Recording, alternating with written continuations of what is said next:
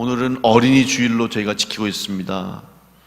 여러분의 자녀들, 후손들이 건강하고 행복하게 잘 자라고 성장해서 좋은 사람으로, 꼭 필요한 사람으로, 또 세상 가운데 선한 영향력을 끼치는 사람으로 훌륭한 리더가 될 수 있는 귀한 은혜가 있기를 간절히 축복합니다. 특별히 우리 교회를 통해서 많은 하나님의 일꾼들, 또 하나님이 기뻐하시는 영적 리더들이 배출되어서 주의 주신 사명을 감당할 수 있는 은혜가 있을 수 있도록 우리의 또한 신앙의 후배들과 후손들과 자녀들을 위해서 기도하는 성도들이 될 수 있기를 간절히 바랍니다.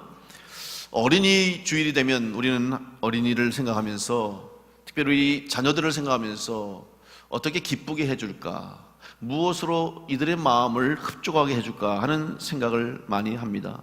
그래서 여러 행사도 하고 선물도 주고 아이들이 하고 싶었던 거, 원하고 싶은 일들을 많이 해줍니다. 물론 그런 것들 통해서 아이들에게 기쁨을 주는 것도 중요하고 아이들을 행복하게 해주는 것도 중요합니다. 그러나 특별히 우리가 잊지 말아야 할 것은 순간의 기쁨이나 그때 아이들에게 필요한 것만을 준다고 해서 정말 아이를 위하는 것이 아니라는 것이죠. 정말 우리 아이들에게 필요한 것이 무엇인가, 정말 우리의 자녀들과 후손들에게 가르치고 또 물려주어야 할 것이 무엇인가를 우리가 바로 알아야 됩니다. 어린이날을 제정한 것도 사실은 이 시대 속에서 어려움을 겪는 시대가 있잖아요. 아이들이 학대받고 고통당하고 사람 취급도 받지 못했던 그런 시대에 어린이도 사람의 하나로, 한 인격체로 존중받고 또 인간적인 권리를 보장받을 수 있도록 하기 위해서 어린이날을 정하고 어린이들에게 이런 희망을 주기 위해서 이런 날을 정했죠. 그때에 비하면 지금이야 요즘 아이들은 참 그래도 행복합니다. 그래도 전체적으로, 전반적으로는 아이들이 예전, 우리 특별히 여기 어르신들, 연로하신 성도님들 어렸을 때 배골고 먹지 못하고 배우지 못하고 그런 아픔의 시대를 겪었는데, 그것에 비하면 요즘 아이들은 얼마나 행복합니까? 사랑받고 마음껏 먹고 좋은 환경, 혜택 받으며 살고 있죠. 그럼에도 불구하고 여전히 학대받는 아이들도 있고 또 아픔을 겪는 아이들도 있다는 것을 또한 우리가 기억해야 할 것입니다. 그러나 우리들이 정말 이런 시대에 어떻게 보면 예전에 비해서 풍요롭고 또 아이들이 이렇게 사랑받고 또 좋은 환경 속에서 자라지만 그들이 정말 받아야 할 사랑이 무엇인지, 또 우리 그 아이들에게, 우리의 자녀들에게, 후손들에게 우리가 특별히 하나님을 믿는 하나님의 자녀로서 우리의 자손들에게, 우리의 자녀들에게 무엇을 가르칠 것인가를 생각하고 그들에게 바르게 가르치고 바르게 아이들을 신앙으로 양육하는 것이야말로 정말 아이들을 축복하는 것이라고 저는 분명히 믿습니다. 그러면 우리가 이 아이들을 사랑하는 것, 그리고 아이들을 사랑하기 때문에 가르쳐야 할 것이 무엇인가? 오늘 우리들은 다 하나님의 자녀라고 고백하고 이 자리에 나왔습니다. 여러분은 여러분의 삶 가운데 나는 하나님을 믿는 자녀라고 여러분들이 고백하며 지금 살아가고 있습니다. 그렇다면 하나님의 자녀라고 하는 것이 과연 무엇인가를 먼저 우리 자녀들에게 가르쳐야 되겠습니다. 요즘 부모님들은 자녀들에게 너무나 많은 것을 가르치고 있습니다. 임신하면서부터, 태중에 있으면서부터 아이들을 가르치죠. 그래서 태아 교육, 임신 중에도 아이들이 좋은 것 보고 좋은 것 먹고 좋은 환경 속에서 자라도록 임신부들, 우리 산모들, 부모님들이 아이를 잘 양육하려고 해요. 태어나면서부터 아이들에게 교육을 시킵니다. 그리고 조기 교육, 선행 교육, 남들에게 뒤지지 않으려고 경쟁적으로 아이들을 가르치고 교육하는 것을 보게 되죠. 좋은 일입니다. 참 다행스러운 일이죠. 그러나 오히려 이런 현실이 때로는 우리 아이들을 힘들게 할 수도 있다는 사실입니다. 너무 공부, 너무 배우는 데 집중하다 보니까 아이들이 놀 시간이 없다고 그래요. 아이들처럼 편안하게, 아이들이 자유롭게 마음껏 뛰어놀 수 있는 시간이 부족할 정도로 아이를 가르치고자 하는 부모님들의 욕심이 있는 것입니다. 특별히 우리는 우리 아이들을 신앙으로 길러야 할 책임이 오늘 우리 부모들에게 있다는 것을 또한 우리는 그리스도인으로서 알아야 됩니다. 그래서 교회에서도 아이들을 가르칩니다. 성경을 가르치고 말씀을 배우게 하고 찬양을 가르치고 잘 믿음 안에서 자랄 수 있도록 지도합니다. 그런데 성경의 말씀 배우고 잘 알고 지식적으로 아는 것도 중요하지만 가장 중요한 것은 하나님을 만나는 체험이 우리 가운데 있어야 한다 하는 것입니다. 우리 자녀들이, 우리 아이들이 하나님이 어떤 분이신가를 그들이 체험하고 주님을 만나는 영적 체험이 있을 때에 그들이 온전한 그리스도인으로 성장할 수가 있습니다. 성경을 아무리 이론과 지식으로 잘 공부하고 잘 알아도 체험이 없는 신앙, 영적 체험하지 않고 성령의 능력을 체험하지 않는 신앙은 냉랭하고 무력하여 열매 없는 무화과 나무처럼 버림받게 될 것입니다.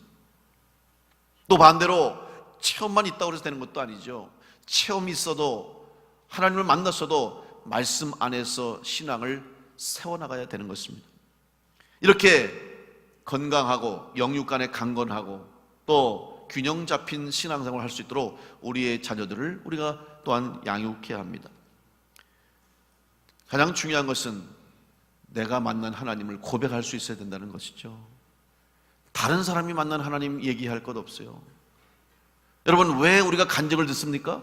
그들이 만난 하나님을 나도 만날 수 있다고 하는 것, 그들이 만난 하나님을 나도 만날 수 있다고 하는 믿음과 확신을 갖기 위해서 우리는 간증을 듣는 것입니다.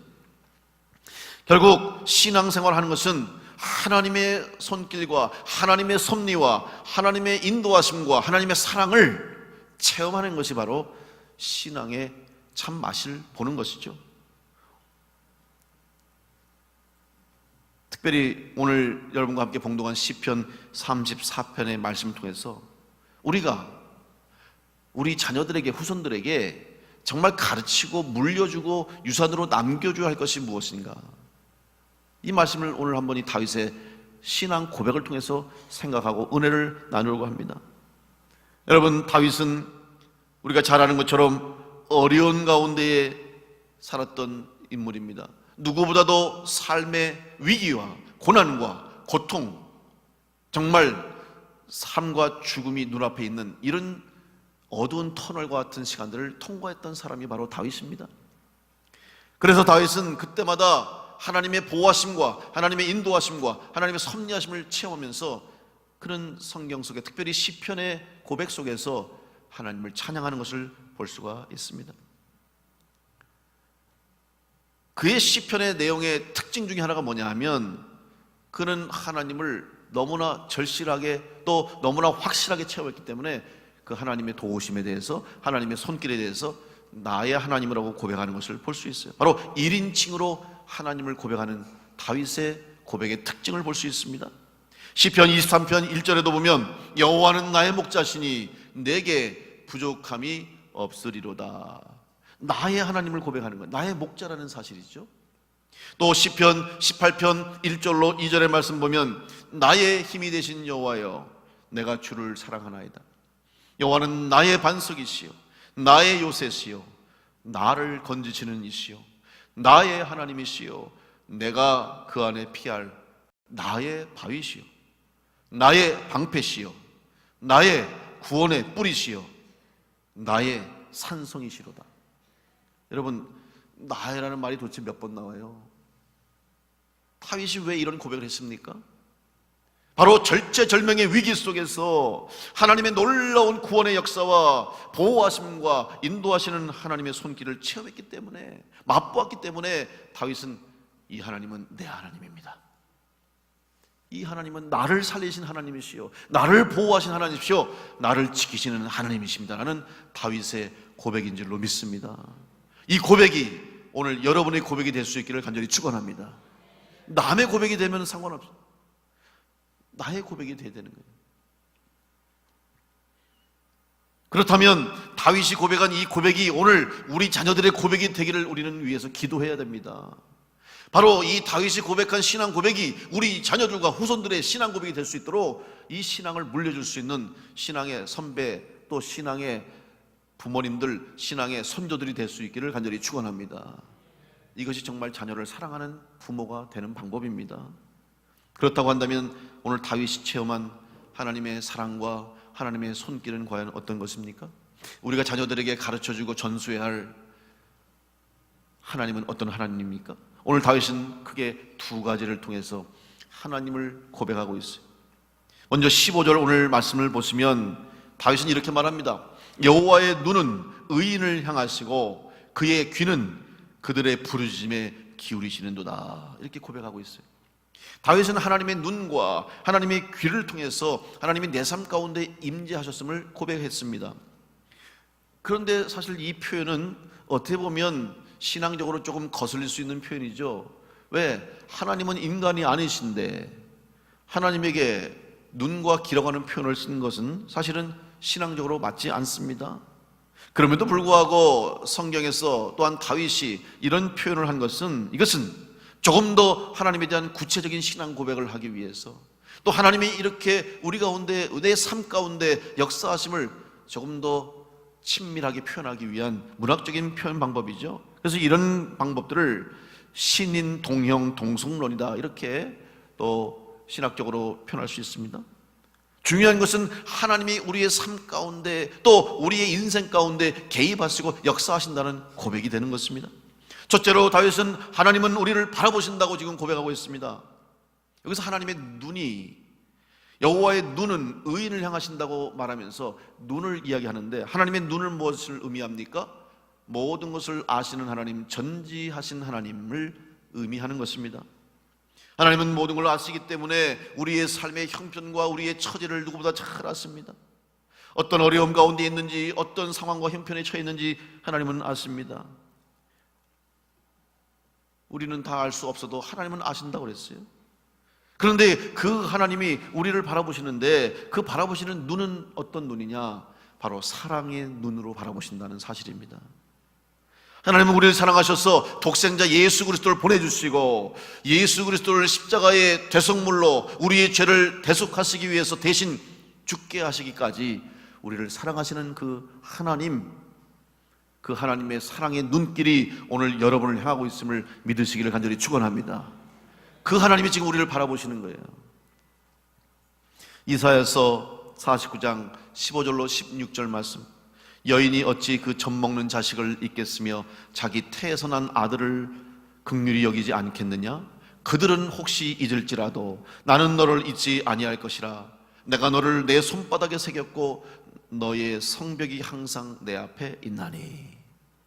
여러분, 손바닥에 새길 정도로 잊지 않고 기억하시고 바라보시고 사랑하시는 하나님이 여러분의 하나님이심을 고백하시기를 간절히 바랍니다. 우리는 미처 우리가 알 수 없는 방법, 때로는 우리가 미처 헤아리지도 못하지만 하나님은 이미 우리 가운데 이 우리 앞서서 행하셔서 우리를 인도하시고 우리를 보호하시고 책임져 주시는 줄로 믿습니다. 영국의 빅토리아 여왕 시대에 이런 일화가 있습니다. 그 당시에 빅토리아 여왕이 대영 제국의 최전성기를 누릴 때였습니다. 그래서 영국 전역과 유럽을 다니면서 이 여왕이 지방을 돌아보고 또 이동할 때 그 당시에 최고의 교통수단인 기차를 이용했습니다. 산업혁명을 통해서 영국을 중심으로 해서 이제 증기기관이 발명되면서 이것이 놀라운 혁명적인 일들을 일으켰죠. 그래서 기차를, 증기기관을 가지고 기차를 움직여서 빠른 시간에 이제 이동하죠. 그날도 여왕이 기차를 타고 지방을 순시 중에 있었습니다. 밤에 기차를 타고 이동하는데 전날에 비가 많이 왔어요. 그래서 날씨가 좋지 못합니다. 안개가 자욱이 꼈어요.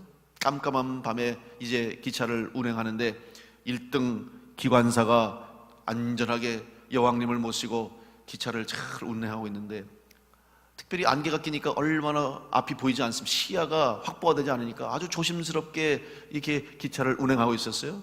근데 갑자기 앞에 이 헤드라이트를 불빛을 탁 비치고 하는데 갑자기 앞에서 누군가 나타나서 막 손을 흔들면서 기차를 세우라고 하는 듯이 막 손을 흔드는 거예요. 이 기관사가 얼마나 놀랐는지 급정거를 했어요. 브레이크를 밟고 비상으로 기차를 세웠어요. 그리고 조수와 함께 놀라서 선로로 나갔어요. 철도로 나갔습니다. 무슨 일이 있는지, 사람을 쳤는지, 도대체 이게 무슨 일인지 확인하기 위해서 나가서 사람을 찾는데 아무도 없어요. 분명히 누군가가 지금 앞에서 손을 흔들고 기차를 세우라고 했는데 나가보니까 충돌하는 흔적도 없고 어디 주변에 불러도 사람도 없어요.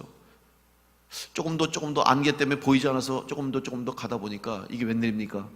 그 앞에 강이 흐르고 있었는데 간밤에 온 비가 얼마 많은지 홍수로 그 강을 건너는 철교가 그냥 끊어진 거예요. 만약 그냥 지나갔으면은 그 기차 타고 있었던 여왕과 일행들이 다 죽을 수밖에 없는 그런 아주 끔찍한 일이 일어날 수 있는 상황이었어요. 너무 놀란 가슴을 안고 이 기관사가 다시 기차로 돌아오면서 도대체 그러면 이 기차를 세우기 위해서 손을 흔든 사람이 누굴까 아무리 찾아봐도 없어요. 그래서 고개를 갸우뚱하면서 돌아오는데 가보니까 저기 앞에 기관차의 앞에 헤드라이트에 뭐가 있는 거예요. 가보니까 나방 한 마리가 거기 붙어가지고 파닥파닥 거리고 있는 거예요. 그러니까 이 나방이 파닥파닥 거리는 것이 앞에 비추면서 그림자가 이 기관사에게는 사람이 기차를 세우라는 이 몸짓으로 오해하면서 기차를 세웠다. 이 이야기를 여왕에게 보고합니다. 여왕이 이 이야기를 듣는 순간에 하나님 앞에 기도합니다. 하나님 감사합니다. 이 보잘것없는 종을 하나님이 저 나방을 통해서라도 살려주시고 저에게 사명이 더 있기에 생명을 연장시켜 주셨으니 감사합니다. 하나님 앞에 기도했다는 일화가 있어요. 여러분, 우리가 생각하지도 못하고 상상할 수도 없는 일들을 통해서 하나님은 하나님의 자녀들을 보호하시고 지키시는 줄로 믿으시기 바랍니다. 우리는 그것을 누리고 있으면서도 깨닫지 못하기 때문에, 알지 못하기 때문에 때로는 하나님이 나와 상관없다고, 하나님의 손길이 나와는 관계없고, 하나님이 나를 바라보시지도 않고, 하나님이 내 손을 붙잡아 주시지도 않는다고 원망하고 불평하고 낙심하고 실망할 때가 얼마나 많습니까? 사랑하는 성도 여러분, 하나님은 지금도 여러분을 바라보고 계시는 줄로 믿으시기 바랍니다. 여러분의 작은 움직임 하나까지 놓치지 않고 계십니다. 그리고 여러분이 하나님을 향해서 기도할 때 하나님은 여러분을 들으시고 여러분을 향해서 도움의 손길을 주셔요. 오늘 15절 말씀에 여호와의 눈은 의인을 향하시고 라고 말씀하는데, 그럼 하나님이 어떤 사람을 향해서 눈길을 향하시고 어떤 사람을 바라보시느냐? 여러분, 세상 모든 사람들 다 보시지 않습니다. 보시고자 해도 돌아서고 굴 속으로 들어가면 하나님 볼 수 없어요. 아니, 하나님의 손길이 임해도 거부하는 거죠. 하나님의 은혜가 임했어도 깨닫지 못하는 거예요. 빛이 임했는데 빛을 빛으로 여기지 않는 것이죠. 의인을 향해서 눈을 향하신다 고백하잖아요. 여러분, 그러면 의인이 누굽니까? 여러분, 오늘 우리가 의인입니까? 우리가 의롭다고 할 수 있습니까? 성경에서 분명히 말합니다. 의인은 없나니 하나도 없다고. 여러분, 하나님 앞에 의인이라고 나설 자가 어디 있겠습니까? 우리는 다 죄인입니다. 하나님 앞에 나올 수 없고 구원받을 수 있는 자격도 없고 부끄러움을 가지고 살아가는 존재 아닙니까? 그럼에도 불구하고 하나님이 오늘 우리를 향해서 구원의 손길을 내미시고 우리를 사랑의 눈으로 바라볼 수 있는 이유는 우리를 의인으로 여겨주시는 거죠. 사도 바울이 고백한 것처럼 로마서에서 하나님이 우리를 의롭다고 여겨주셨기 때문에, 의롭다고 칭해주셨기 때문에 우리가 하나님의 자녀가 되었고 하나님의 의인으로 살아가게 된 줄로 믿습니다. 이것이 은혜 아니고 무엇이겠습니까? 우리는 이것 때문에 감사해야 되는 거예요. 이것 하나만으로도 우리는 말할 수 없는 하나님 앞에 감사와 영광을 돌려야 됩니다. 그래서 우리가 죄인임에도 불구하고 여전히 우리 가운데는 죄가 끊임없이 우리 가운데 꿈틀거려도 하나님이 성령의 은혜로 십자가의 보혈로 덮어주시고 허물을 가려주시고 불쌍히 여기시고 긍휼히 여겨주셨기 때문에 오늘 우리가 의인 되어서 하나님 앞에 나오고 의인으로 하나님의 사랑의 눈길 가운데 손길 가운데 살아가게 될 줄로 믿습니다. 그래서 의인을 향하신다는 거예요. 자격이 있어서가 아니에요. 어떤 사람, 착각하는 사람이 있어요. 내가 이 정도 했으면 그래도 의인이지, 내가 이 정도 신앙생활 했으면, 내가 이만큼 충성했으면 그래 내가 하나님 앞에 의롭다고 할 수 있겠지. 천만입니다. 착각하지 마십시오. 봉사한 것, 충성한 것, 헌신한 것, 이것은 구원받았기 때문에 우리의 죄를 사해 주시고 용서하시고 의리를 의롭게 여겨주셨기 때문에 감사함의 고백일 뿐이지, 그것이 어찌 구원의 대가가 되겠습니까? 구원의 조건이 되겠습니까? 아닙니다. 오직 하나님의 은혜로 예수 그리스도의 십자가의 대속의 은혜로만 구원받을 수 있음을 믿고 하나님의 은혜를 구하는 자가 될 때 하나님의 눈길이 우리 가운데 임하게 될 줄로 믿습니다. 그것이 바로 의인이라고 하는 사실이죠. 그래서 우리가 의인이 된 거예요. 그래서 우리가 오늘 의롭다고 하나님 앞에 인정받게 된 것이고, 그래서 하나님이 여러분을 바라보시고 여러분을 지켜주실 줄로 믿습니다. 여러분 자녀들에게 이 사실을 전할 수 있길 간절히 바랍니다. 너와 함께 하시는 하나님은 항상 너를 보고 계신다. 하나님은 항상 너와 함께 하신다. 하나님의 눈이 너를 향하고 있음을 믿고 너는 하나님 떠나지 말라. 너는 하나님 떠나면 안 돼. 예배해야 돼요. 오늘 여러분 이 자리에 나오는 게 뭐예요? 하나님을 향해 눈을 들어. 시편 121편 1절로 2절에 내가 산을 향하여 눈을 들리라. 나의 도움이 어디서 올까? 나의 도움은 천지를 지으신 여호와에게서로다. 여러분 오늘 여러분 눈 어디를 향하고 있습니까? 세상을 향하고 있습니까? 돈과 물질을 향하고 있습니까? 썩어 없어질 것들을 향해서 쫓아가고 있습니까? 우리의 눈은 하나님을 향하고, 하나님의 임재하신 산이라고 하는 것은 여호와의 성전, 하나님의 임재하심을 의미합니다. 바로 하나님이 계신 곳, 하나님의 주신 은혜 가운데 하나님을 향해서 눈을 들 때 하나님이 우리와 동행하시는 은혜가 있게 될 줄로 믿습니다. 그래서 이 예배하는 걸 소중히 여기는 거예요. 그래서 주일 성수하는 걸 귀하게 여기는 거예요. 성도님은 주일 성수를 온전하게 하세요. 주일 오후 예배까지 드리셔야 돼. 지난주에 우리 주일 오후 예배 부활절 칸타타로 예배 드렸는데 제가 그때 성도들에게 혼을 냈어요. 거기 오신 분들은 혼나지 않아도 되는데 혼났어. 안 온 사람들이 혼나야지. 주일날 주일 오후 예배 하나님 앞에 온전히 성수할 수 있도록 여러분이 온전한 주일을 지킬 수 있어야 돼요. 왜? 하나님이 예배하는 것이 가장 귀하기 때문입니다. 우리 자녀들에게 하나님을 향해 눈을 들 수 있도록, 하나님을 향해 예배할 수 있도록 자녀들을 가르치고 양육할 때 우리 자녀들에게 하나님의 손길, 하나님의 사랑의 눈이 늘 임하게 될 줄로 믿습니다. 그러면 우리는 우리 자녀들을 향해서 마음을 놔도 돼요. 여러분 불안하잖아요. 요즘 자녀들 얼마나 불안해요. 세상이 너무 험해요. 사건 사고가 일어나고 있고 불안해서 견딜 수가 없잖아요. 여러분 그렇다고 여러분이 자녀들과 항상 같이 할 수 있을 것 같아요? 뭐 헬리콥터 맘이라고 그래서 아이들 주변에 항상 돌고 뭐 전화를 하고 정보를 수집하고 다 소용없어요. 에이, 우리 아이들은 안 그렇겠지. 그런 사람들이 그럽니다. 하나님께 맡겨야지 우리가 책임질 수가 없어요. 여러분 하나님께 맡길 수 있게 간절히 축복합니다. 맡기시라면 우리 자녀들에게 하나님을 떠나지 말도록, 하나님의 눈을 벗어나지 않도록 자녀들을 양육하는 믿음의 성도를 될 수 있기를 간절히 축원합니다. 다윗은 또 한 가지를 이야기했습니다. 바로 하나님을 향해서 여호와의 눈은 의인을 향하시고 그의 귀는 그들의 부르짖음에 기울이시는도다.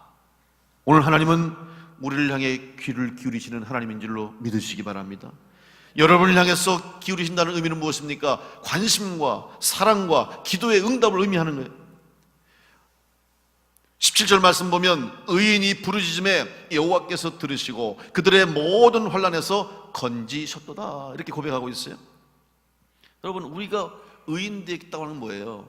성도가 받은 축복 중에 하나는, 특권 중에 하나는 기도할 수 있는 것이 특권인 줄로 믿습니다. 성도는 기도할 수 있는 특권을 받았어요. 여러분 이게 얼마나 큰 축복입니까?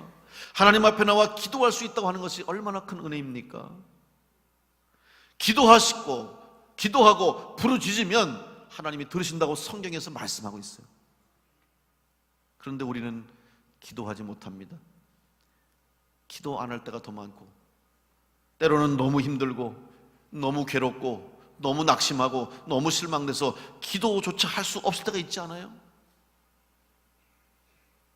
여러분 그때 너무 힘들어서 주님, 주여, 아버지, 그냥 그 한마디만 하나님 앞에, 그 외마디 주님을 찾고 하나님 찾기만 하고 부르짖기만 해도 하나님은 다 아시고 우리의 기도를, 우리의 부르짖음을 들어 응답해 주실 줄로 믿습니다. 어린아이를 기르는 엄마, 특별히 아이들이 막 이제 기어다니고 걷기 시작할 때 가장 위험할 때 아닙니까? 그때 엄마들의 귀는 항상 열려 있어요. 아이의 소리에 항상 열려 있어요. 집에서 저쪽에서 설거지를 해도 이쪽에서 이런 일을 해도 귀는 열려 있어요. 그래서 아이가 조금만 소리를 내면 또 엄마를 찾거나 울거나 부르면 무슨 상황인지를 엄마는 다 알아들을 수 있어요. 다급해지면 아이가 소리를 질러요. 급하면 엄마를 찾으면 배가 고파서 부르는구나, 아파서 부르는구나, 무슨 위험한 일이 생겼구나. 엄마는 아이에게 달려가지. 하나님은 여러분의 부르짖음에 들으시고 응답하시는 하나님이신 줄로 믿으시기 바랍니다. 그럼에도 불구하고 우리는 하나님을 찾지 못할 때가 많습니다. 그럼에도 불구하고 우리는 하나님 앞에 기도하지 못해요. 부르짖기만 하면 되는데, 기도하면 되는데. 이사야서 58장 9절에 내가 부를 때에는 나 여호와가 응답하겠고 내가 부르짖을 때에는 내가 여기 있다 하리라. 여러분, 하나님 우리에게 주시는 말씀이 뭐예요? 내가 여기 있다. 이게 무슨 말이에요? 너와 함께하고 있다. 너 왜 그걸 잊고 사느냐 이거예요. 여러분, 그게 응답 아닙니까? 우리는 하나님이 나와 함께하지 않고, 하나님이 이 어려운 가운데, 힘든 가운데 같이 하지 않고, 하나님 나를 떠나시고 나를 버렸다고 생각하는데 아닙니다. 하나님을 찾으면 하나님이 내가 너와 함께했다는 것을 알게 해주시는 거예요. 그러면 우리가 어떻게 됩니까? 하나님이 우리의 기도에 응답하시고 부르시기 위해서는 의인이 되라는 말이잖아요. 여러분, 의인이 뭐예요? 아까 말씀한 것처럼 하나님을 향한 자가 돼야지. 하나님을 향해서 등을 돌리고 하나님의 말씀에 불순종하고 하나님 말씀과는 상관없는 삶을 살면서 하나님을 부를 수도 없고, 그 어려움과 고통 속에서 눈물을 흘려도 하나님의 도움을 받을 수가 없는 거죠. 우리는 다시 한번 우리의 삶이 의인의 삶으로 하나님을 향하고 있는지, 우리의 자녀들이 지금 하나님의 사랑을 받고 하나님의 응답하심을 받을 수 있는 자녀가 될 수 있도록 지금 하나님을 향해서 기도하고 부르짖고 있는지, 다시 한번 하나님을 향해서 온전히 바로 설 수 있는 믿음의 성도들과 가족이 될 수 있기를 간절히 축복합니다. 우리가 살아가는 이 세상은 험합니다. 여전히 이 세상에는 악이 가득합니다. 시편 34편 19절 말씀에 보면 의인은 고난이 많으나 여호와께서 그의 모든 고난에서 건지시는도다, 이렇게 고백합니다. 여러분, 의인이 고난이 많다는 말이 무엇입니까? 비록 의인으로 살아도 이 세상에는 악한 일이 일어나고 있고 악으로 인한 고난과 고통이 있을 수 있다는 것이죠. 왜냐하면 세상에는 역시 악한 역사가 있기 때문에 그래요. 천국이 아닙니다, 세상은. 지금도 마귀와 사단은 성도들과 우리 하나님의 자녀들을 유혹하고 있습니다. 시험하고 있습니다. 미혹하고 있습니다. 한 영혼이라도 하나님 앞에 나오지 못하도록 막는 일들을 하고 있는 거예요. 그렇기 때문에 보이지 않는 영적 전쟁이 일어나고 있고 보이지 않는 영적 싸움이 일어나고 있다는 사실이죠. 때로는 그것이 고통으로 찾아옵니다. 때로는 그것이 우리를 힘들게 하는 삶의 아픔으로 찾아옵니다. 그때 우리는 기회를 얻은 것으로 알고 하나님을 향해서 다시 우리의 눈을 들고 우리의 삶의 방향을 바꾸어서 하나님을 향해서 걸어가야 될 줄로 믿습니다. 하나님께서는 지금도 우리를 바라보시고 여러분을 바라보시고 우리의 자녀들을 바라보고 있습니다. 또 하나님은 지금 우리를 향해서 귀를 기울이고 계시고 우리를 향해서 하나님은 항상 듣기를 원하시는 하나님, 여러분, 그 하나님이 바로 나의 하나님이 될 수 있음을 고백하면서 우리의 자녀들이 바로 그런 믿음을 가지고 하나님을 향해서 눈을 들고 하나님을 향해서 부르짖고 하나님의 손길이 나와 함께 하시고 하나님이 지금 나를 인도하신다는 믿음으로 나가는 자녀가 될 때 어느 곳에 가든지 어떤 일을 하든지 어떤 상황에서든지 우리 자녀들은 하나님이 책임져 줄 수 있는 자녀가 됨을 믿으시고, 여러분 자녀들을 사랑하시고 여러분의 후손들을 사랑하신다면 하나님을 향해 눈을 들 수 있는 자녀들로 가르치고 양육할 수 있는 믿음의 성도들이 될 수 있기를 간절히 축원합니다. 이것이야말로 우리 자녀들에게 물려주시는 가장 큰 축복의 선물이요, 정말 우리의 자녀들과 후손들을 사랑하는 부모로서 또 믿음의 선조로서 우리 자녀들에게 줄 가장 위대한 선물이라는 것을 기억하시고, 오늘 다윗이 고백한 이 신앙 고백이 우리의 고백이 되고 우리 자녀들의 고백이 되고 우리 후손들의 고백이 될 수 있도록 믿음으로 양육할 수 있는 복된 성도들이 다 될 수 있기를 간절히 축원합니다. 기도하겠습니다. 하나님 감사합니다. 저희를 사랑해 주셔서 우리에게 믿음을 주시고 은혜를 주시고 하나님의 손길을 경험하고 하나님의 사랑을 체험하며 살게 하시니 감사합니다. 지금도 하나님은 우리를 바라보고 계시고 지금도 우리 가운데 역사하시고 우리의 부르짖음을 들으시는 줄 믿사오니 이 믿음이, 이 고백이 우리의 고백이요 우리 자녀들의 고백이요 우리 후손들의 고백이 되게 하여 주시옵소서. 그래서 우리 자녀들이 믿음 안에 잘 양육해서 앞으로의 저들의 삶 가운데, 인생 가운데 도우시는 하나님, 채우시는 하나님, 충만케 하신 하나님을 체험하는 역사가 있게 하여 주시옵소서. 끝까지 이기는 자가 되고 끝까지 승리한 자가 될 수 있도록 주님 함께 하심 믿사옵고 감사드리며 예수님의 이름으로 기도하옵나이다. 아멘.